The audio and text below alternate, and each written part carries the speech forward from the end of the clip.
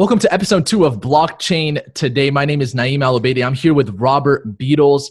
This is actually the CEO of the Monarch token and also a very successful entrepreneur in his own right, creating numerous multi-million-dollar businesses. You're also a crypto influencer. You have an awesome YouTube channel, Crypto Beadles, if you guys don't know who Robert Beadles is. So it's such a pleasure to have you on Blockchain Today, Robert. And I really wanted to talk about a primary topic of this podcast, being that you have the Monarch coin under your belt. And I know you have a utility and a security token. And I think people, they don't really understand the differences between utility and security tokens. So I kind of want to touch on that, as well as your past accomplishments, your story that brought you to where you're at today, because obviously you're successful in your own right, generating multiple businesses that are creating millions of dollars of revenue. So if you don't mind introducing yourself and where you come from, Robert, that'd be awesome. Sure. Well, first of all, man, it's a pleasure and honor to be here, man. So thank you, Naeem. Appreciate it. And I'm the president, Snebot's the CEO of Monarch, and so I'm one of the co-founders. But yeah, I mean, I guess if you just want to start at the beginning and learn a little bit about me first, I guess I met my wife when we were 14, so we started dating at 14, and that obviously didn't sit too well with her dad. He was kind of an older guy in his 60s already, so. I had to try really hard to win his approval, and we ended up kind of becoming best friends, and so I kind of learned a lot from him as far as, like hard work and honesty and seeing things through. And I actually ended up getting married with our first kid at 17 years old. Wow. So, yeah. So it was a trying time. We weren't rich, and her parents obviously weren't rich, and so we had to kind of do more and be more, and kind of struggle to get off welfare, food stamps, all that kind of stuff, and kind of make our own way in life and make our own money to support ourselves. And so I kind of got into construction, and I worked for a construction company, and after a little while ended up running the construction company, and then I ended up leaving that construction company and starting my own, and built one of the biggest ones in California. And then I created, some real estate, investments, from some of the profits, and then a software company. And then from the software company, I got into crypto probably around 2011. And then about a year or so ago, my friends, they were asking me all these crypto questions all the time. And they're like, what, rather than just texting you and calling you and doing all this stuff all the time, let's just start a YouTube channel, right? So I started a YouTube channel where I introduce, these CEOs and founders and their projects, and I bring it to the people and let them decide whether they're of value or not. And, one of the things that I learned after interviewing all these people and all the people that I didn't let on the channel, I realized how much of a disconnect there is. And there's really, it's hard for people that don't understand crypto to use crypto, right? And all the solutions that are out there right now aren't really solutions. Maybe they address one thing, but they're not like the whole package. So we decided to create Monarch, which is kind of like, the all-in-one platform, to where if you want to control your financial freedom right from the palm of your hand and your cell phone, you can. So if you want to, basically pay all your monthly bills, if you want to, invest in crypto, if you want to plug your bank account right into your phone, you can do all of that using Monarch. So now you're able to, with or without a bank, control your financial freedom. So, it was something that I really wanted to see, come to fruition, was to where people that don't know anything about crypto, that want to use crypto but not know how it works, they'd be able to. And so you came from traditional business, and you had so much responsibility early on in your life, having kids at such an early age, meeting your wife at 14, and then transitioning into traditional business. Now you're getting into cryptocurrency. So I guess my question is, what intrigues you about cryptocurrency out of all of the other emerging industries like artificial intelligence, augmented reality, virtual reality, and all of these new upcoming industries? While you're in construction and traditional business, but now you're into cryptocurrencies, what made you want to make that bridge into this new industry? Sure. So, I'd been in construction, but I'd always been a little nerdy. I started off with like a 186 and a Commodore and Amiga, and I don't know if you even know what those things are. You're probably too young. Building BBSs and all that kind of stuff. And so, I'd always had kind of a little tech and software side of me. And so when I created, a software company in around 2009, around 2011 is when a guy named Max Kaiser kind of opened my eyes to cryptocurrency. He's a guy that basically said, I guess our financial system was, being destroyed by, institutions and, the Federal Reserve and central banks and all those types of things. And so with something like Bitcoin, we could free the world. There'd be nobody in the middle. You would basically control, your own financial destiny, things like that. So as soon as Max kind of opened my eyes to crypto in 2011, I just became kind of, consumed by it. And so it's something that I've been doing, by myself, for many years. And then, about a year ago or so, I started opening up to the rest of the world and, kind of sharing my passion with them versus just in my inner circle. And I know with Monarch, there's something unique about your project, which is actually why I was intrigued to do this interview. And that's the fact that you guys have not only a security token, but also a utility token. And this is really the big debate that's going on right now. And it's the fight of, securing utility tokens within the Ethereum platform and all of these other application platforms like EOS that's coming out. And, with the airdrops and what is that going to be considered, with the SEC and just so much gray areas right now. And I want you to kind of talk about, first and foremost, for the people that don't know what security tokens are and what utility tokens are, what are the differences? How are you guys approaching this, and why are you guys approaching it in this manner?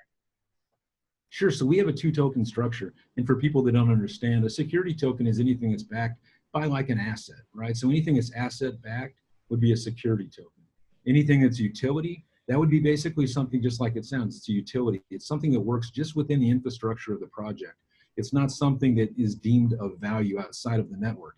Sure, you can put it on an exchange or something like that, and maybe it'll go up or down in value just based on, how many people buy or sell it. But essentially, a security token is asset-backed. The utility is just that. It's just used within the infrastructure. Knowing that, when we created Monarch, there's so many people just trying to game the system. They're trying to get away from the SEC. They're trying just to have like a utility sale. They're trying to, get away from doing things in the US, all just, in trying to make money, basically, trying to make money and stay away from the SEC. What we've done is we've just embraced it. We're like, you know what? When I've talked to my audience, we have a lot of people that say, I wish I could participate in this TGE or this ICO, but it's not open to the US. Or I'd get people that say, I wish I could invest, in this project over here, but it's not open, to this part of the world. So in knowing that, it's like, okay, well, why hide from this? Just be compliant with the SEC, file the right documents, have a security token for the US, have a crowd sale that's open to the whole world that is, utility token based, and make sure everybody can participate, where and when legal. So, basically, rather than trying to skirt the system, you just embrace it. And because it's all going to end up becoming, if the SEC decides tomorrow that everything's a security token, all these people that have been hiding from it, trying to just say, oh, we're a utility, they're going to be in a lot of trouble. They're going to have to rethink the whole thing that they did. So knowing that, it's like, hey, look, let's just play by the rules and, just make sure we're compliant. That way everybody can participate and everybody stays out of jail. Do you believe that that's where things are headed, with the SEC? Do you think they're going to consider everything as a security? Because if so, that is going to involve a lot of regulation. So, what's your opinion on that, just based upon your experience so far dealing with the SEC, getting your licenses and things of that nature? Yeah. So, right now, we filed all the forms like our BIT license, for New York. Our legal team, VX3, has been, filing all the SEC, documents that are required. It's hard to say which way they're going to go when there's people actually placing bets. Are they going to say, so many things are utility, so many things are security? Nobody really knows. And I don't think the SEC knows yet, right? If you listen to like the way they talk, they're always saying things like, we don't want to be hasty about saying something that we may have to come back from or adversely affect the market. So I think they're still looking for clarity themselves before they decide on what is a security and what is a utility in the cryptocurrency space, because it's going to have unforeseen consequences that they haven't even thought of yet. Like, it may cause everybody to leave the US and then they've lost out, right? Because if everything becomes a security, then all the crypto guys leave, they go to Malta or they go to Estonia or somewhere else, and then the US is going, hey, where'd everybody go? Where'd all our income go, right? So that's some of the things that they really have to think about. But as far as what I think it's going to be a mix. I think there's things that are true utilities, and those speak for themselves. Then there's going to be things that are true securities, and if you just apply common sense, I think that's where we're going to end up. Is you're going to have things that are security, and then you're going to have things that are utility, and then you're going to have a lot of people that pretended to be utility, that it's going to become very evident very quick that they're securities, and they're going to have to backtrack and play by the rules quicker or And something bad. with that in mind, a lot of people are saying different things of where the cryptocurrency market is headed. And, I actually read an article recently that coin market cap a year from now is going to surprise a lot of people when they realize a lot of these projects are not going to be around anymore. And I want to kind of get your opinion on this because really the projects that I look for as an investor myself is projects that are infrastructure based, because in 2000, obviously with the dot-com bubble, we're looking at projects that kind of resembled like the HTTPS coding or, these DNS, like things that are infrastructure based that are going to be built on top of over, the long term. And so, understanding Monarch and the way you guys are approaching the market, and then also understanding the current atmosphere with projects like EOS, Stellar, and some of these more popular projects that people are excited about. Where do you see the cryptocurrency market in regards to an investor? Because obviously you're successful in your own right, Robert, and I'm sure you invest in different projects. So what is your mindset right now as an investor in this market? Yeah, so I've invested in a lot of different cryptocurrencies, and God's been good to us, man. So one of the things that I always look for first is the idea, right? So is it's something that anybody cares about? Is it something that anybody needs? So does it fulfill a need, and does anybody care? And then if it does, then you look at the team. Okay, does this team have the experience? Do they have the passion? Do they have the financial wherewithal to actually deliver, right? So once you get kind of past that, then you can dive deeper into the white papers, the fact pages. You can start checking the bios a little bit more closely, making sure that their advisors know that they're the advisors, and make sure the partners know that they're the partners. It's not just a bunch of fake stuff and scams. So that's kind of what I look at first when I'm looking to invest in a project, is kind of the basics. And so many people, they overlook all that. They're just like, man, I heard this YouTuber say that this thing's going to go to the moon, so I put all my money in this shit coin, and now where'd all my money go? So people don't they don't do the basics, man. You got to do your own due diligence, man, because this, like I've said from my very first video, every single one of these coins has the potential to go to zero. You can lose every single penny you put into crypto. So you have to be very, very careful, what you invest in, and always, get, financial advice. And everything that I'm talking about here, man, is just my own personal opinion and for informational purposes only, as of course, as YouTubers, we always have to say, because, we have our opinions, and people can, they might act on them. So we have to make sure that, they understand that they need to do their own homework. But as far as the market cap in general, it's one of these things where if you look at the market cap, we're approaching $300 billion, right? So that does not mean, and so many people don't understand this, that does not mean there's $300 billion in there. That just means that there's $300 billion, of market cap, but maybe there's only $50 million or $50 billion of actual money. So for every dollar you put in, it might push the market cap up $5 or $10. So when you start having institutional money come into the space and say they drop, 500 billion, you might see it bump up, 2.5, trillion or something. So it's really hard to say where the market cap's going to go, but I definitely think it's going to be going up, and traditional money is definitely wanting to come in.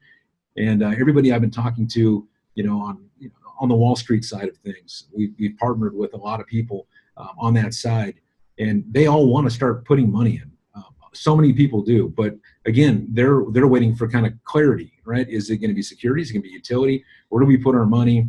And so these ETFs are helping out a little bit, because they're like, okay, well, we can put money into like Bitcoin and Ethereum, Litecoin, like these ETFs, and that's a little bit safer. So you notice the market cap goes up when they start putting money in these ETFs, because that's still crypto based.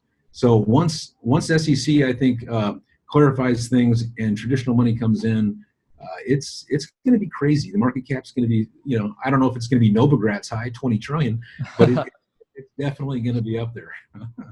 And what is your opinion on what happened in December, where we saw liquidity of the market, reach up to 800 billion, and then 600 plus billion dollars just disappearing like that in a snap of a finger? Kind of reminds you of The Big Short. I don't know if you've watched that movie or you're aware of that. I'm sure you are, and you've been around the industry since 2000. So, maybe an interesting question would be, what is your thoughts on the comparison of this new revolution compared to some past revolutions that you've seen in your lifetime, being, present around that time? What comparisons do you see alongside 2000 and then 2018 now, where we see cryptocurrencies starting to blow up in regards to, or in comparison to, the internet back in 2000? Well, the cream always rises to the top, right? So you've got a lot of crappy projects out there that have, no way to actually fulfill upon, their promises or their intentions. And so just like in the .com, just like in crypto, there's going to be, a few winners and a lot of losers. So I think you're going to see, more of that. As far as the market crash, I really think that was just a case of manipulation. I think there's multiple facets. I think that you had, and these are just my personal opinions, but I think you had exchanges manipulating currency. I think you had a combination of Tether, printing a bunch, of just fake money. In my opinion, I can't prove it. I'm not going to try to, but I think between Tether exchanges, manipulating prices, manipulating the potential for volumes. I think having some whales come in and buy at certain times and push the price way up, and then a bunch of, I would say, whales collaborating together, all deciding to dump at the same time, drops it, and then a bunch of whales come in and decide to buy it. You'll see these huge, waves and cliffs. Like And if you parabolas. exactly, and if you look at, some of these Bitcoin wallets, just for example, you'll see one that had, maybe, a million Bitcoin, right? And then after the crash, maybe they've got, 10 million Bitcoin, right? So I'm not, obviously those numbers are way off, right? But I'm just saying they would have 10 times the amount. So it's like, obviously they knew what was going on, and dude, it's DLT, right? Everything's on the ledger. You can look. I'm not just some conspiracy theorist. You can look at their wallets and see that they started off with, X, and now they have Y, Z, A, B, C, D, E, right? It's like they made a lot of money off this. And so a lot of people lost money. Very few people made a bunch. So I think it was manipulated. And being the president of the Monarch coin, and working on this project, what has really been your primary focus right now? I'm sure you're currently talking to a lot of different partnerships, or a lot of different companies in regards to partnerships and raising funds and things like that. What have you seen coming into the sphere that is more unexpected? What were things that you weren't expecting coming into this, and what are you dealing with right now in regards to trying to make Monarch something great? Sure, there's a lot there. I guess I'll start with the first thing. The first thing that I cared about was actually delivering the product first, because one of the things that I found when I've interviewed so many people and looked at so many projects is they're just all talk, right? So many people are just, I got this idea, I'm going to raise a whole bunch of money, and then I'm going to hire the programmers, and then I'm going to build the idea. But those people would get the money and they'd run. So the first thing I care about is delivering something worthwhile, of value, that's better than anything else out there, and do that first, and then start raising money. So on our own dime, we created, the Monarch wallet, which we are not a wallet. That is not what we are, but that is the foundation. So I like to liken it as a high rise. So we're building a high rise, and the first thing that we wanted to do was build a very solid foundation.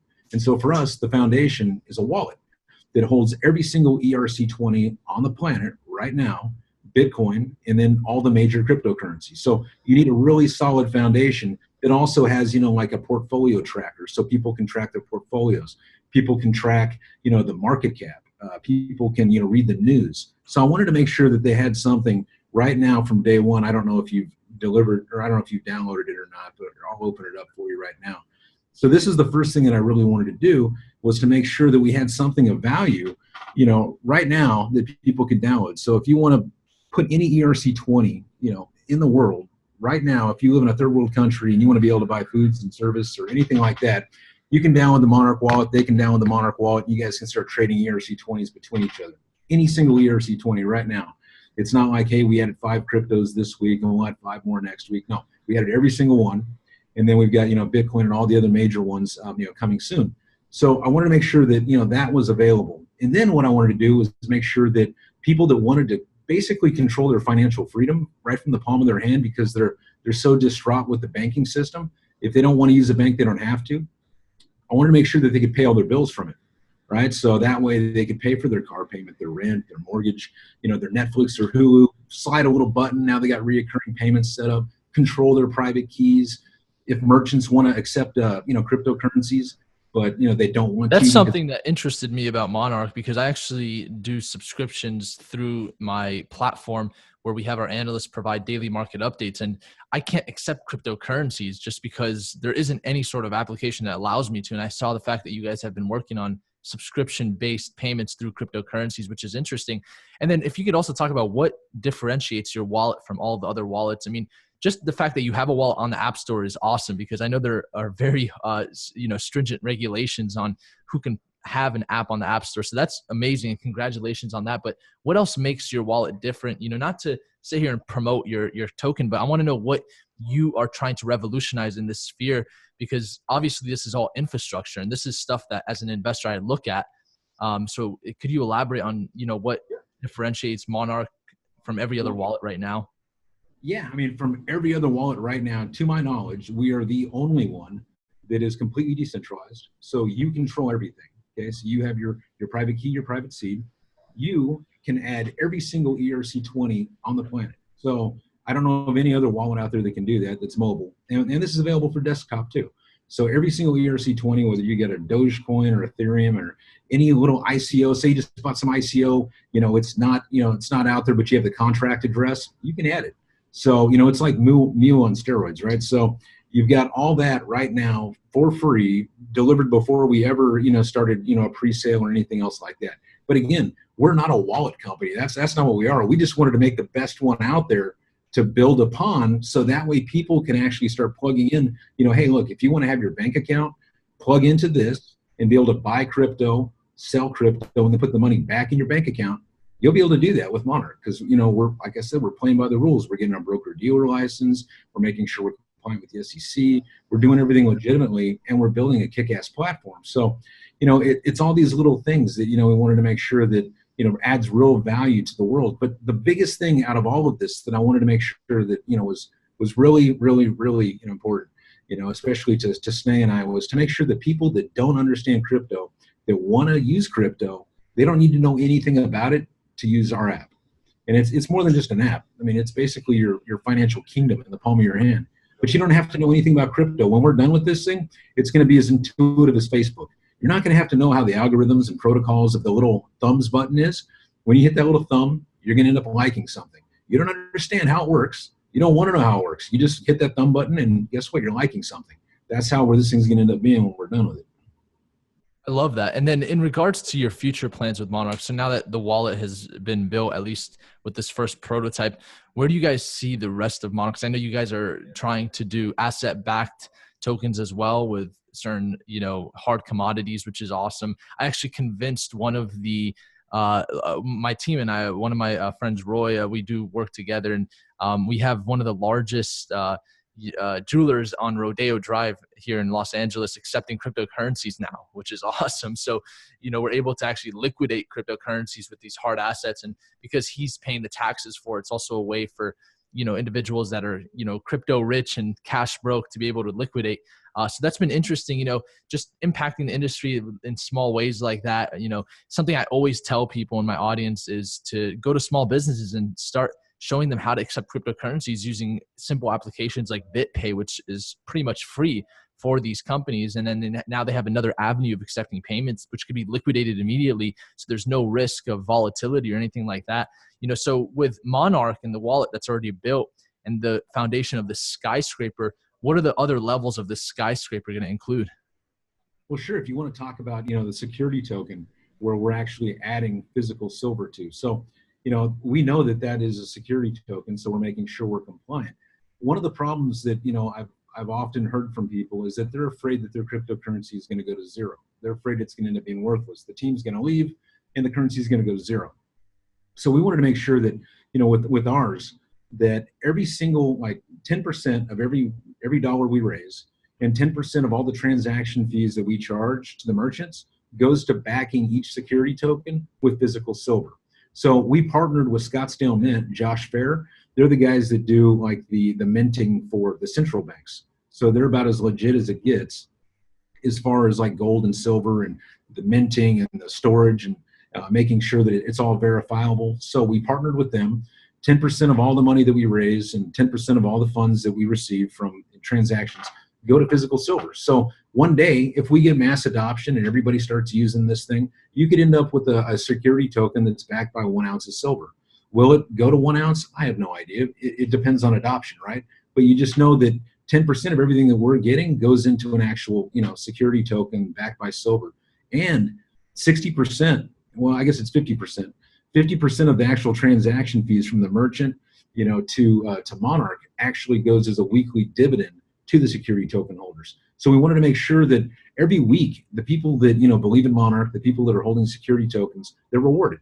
So they're getting a paycheck every single week, with 50% of the transaction income, from the merchants. And so another thing that we've done is with our merchant plugin, basically for, like you said, the merchants that want to accept crypto, but they don't want to deal with the volatility, with our broker dealer license, it allows us, or it will allow us to basically, take the user's crypto, convert it to fiat, and pay the merchant. So there's no volatility on that part. And they're able to say, hey, yeah, we'll take your Ethereum, we'll take your Bitcoin, your Litecoin, your Monarch, whatever, because they don't have to deal with it. They're just getting fiat. So, that's another little thing that we're doing. And, I know this might be a little bit off topic, but that's all amazing. And, I hate to keep stressing this, but you're extremely successful in your own right. Could you talk about some personal things that you've done, throughout your life that have helped you really stay focused and to just, achieve the things that you've achieved? I'd love to hear some quick tips in regards to personal development as well. Well, first of all, man, it all comes from God, man. So without him, I wouldn't have anything. And then it's family. Without an awesome family and the support, especially, my wife and my oldest kid and my youngest kid, it'd be, like impossible. So, you got God and family first. And then, it's honestly just hard work and not giving up, right? So if you have an idea and you know that it's of value, you just don't quit because, and you put in the work. See, that's one of the things that's kind of wrong with some people, why they fail is they failed because they quit. And so throughout my entire life, if I've wanted something, I don't give up. I see it through to the end. So those are, I don't know if it's just stubbornness or if it's just, what it is, but if I put my mind to something, I don't quit until I get it. And so with construction, it was the same thing. I wanted to make sure that, we started off, we made $1 million, make $100 million, whatever it is, we did it, we wanted to be the biggest, the baddest. We were. With software, I'm like, okay, cool. I want to build something awesome, and I want to do it for the government. So we did. So we started, building things for like the United States Post Office, building really cool things for them.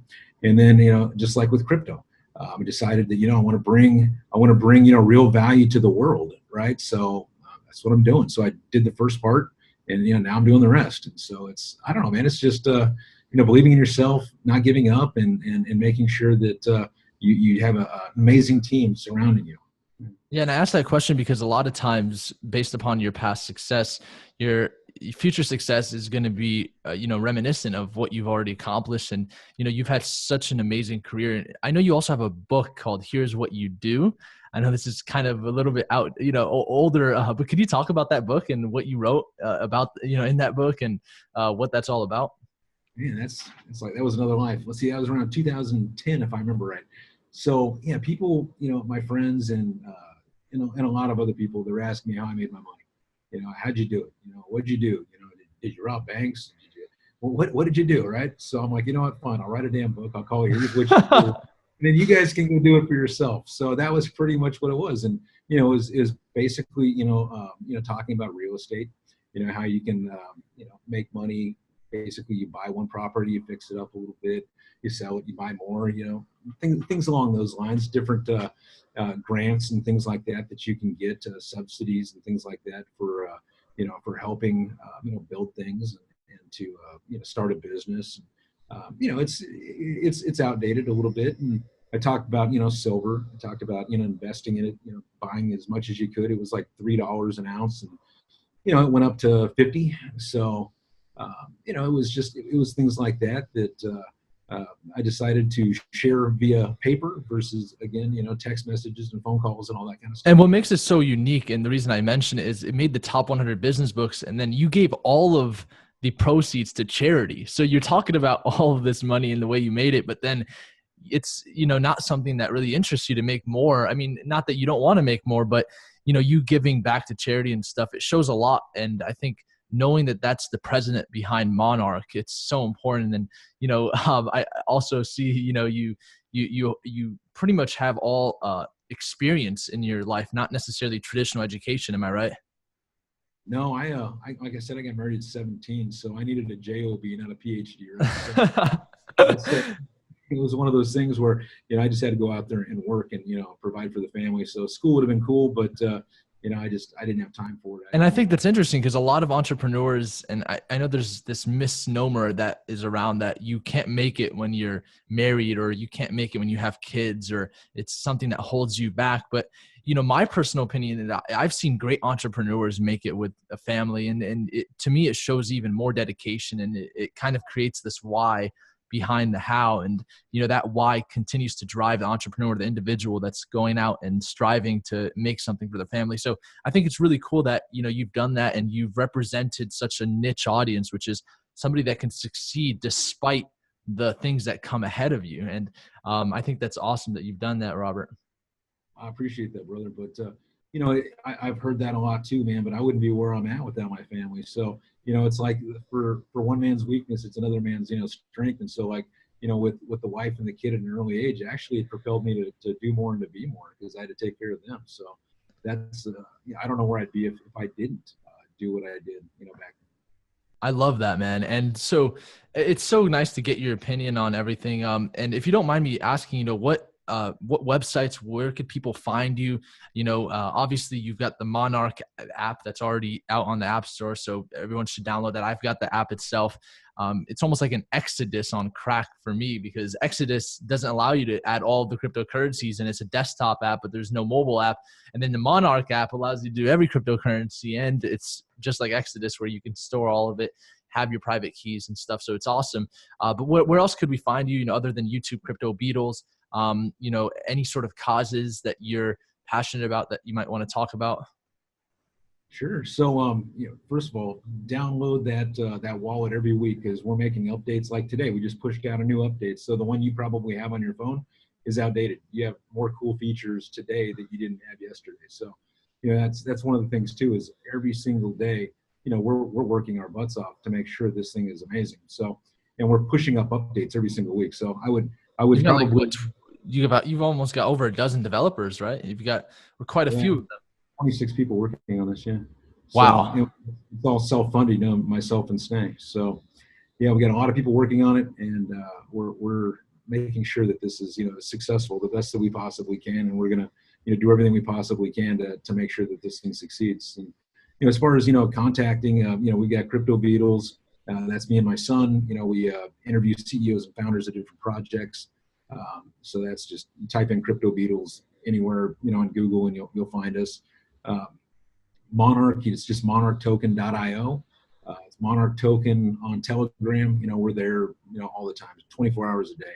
So those are really cool, ways to reach us anytime. And as far as causes, man, there's so many good ones out there. So I guess it's one of those things that it's, for each person, they need to find what's important to them, and find a way to contribute, and find a way to, give what they can. And so, for me, it was, like Make-A-Wish, like helping, little kids, see or do something, before they couldn't, right? So, those are one of the charities that I like quite a bit. I love it. Well, thank you so much for your time, Robert. And it was truly a pleasure having you on Blockchain Today. Likewise, man. Thanks so much for having me. God bless everybody. God bless.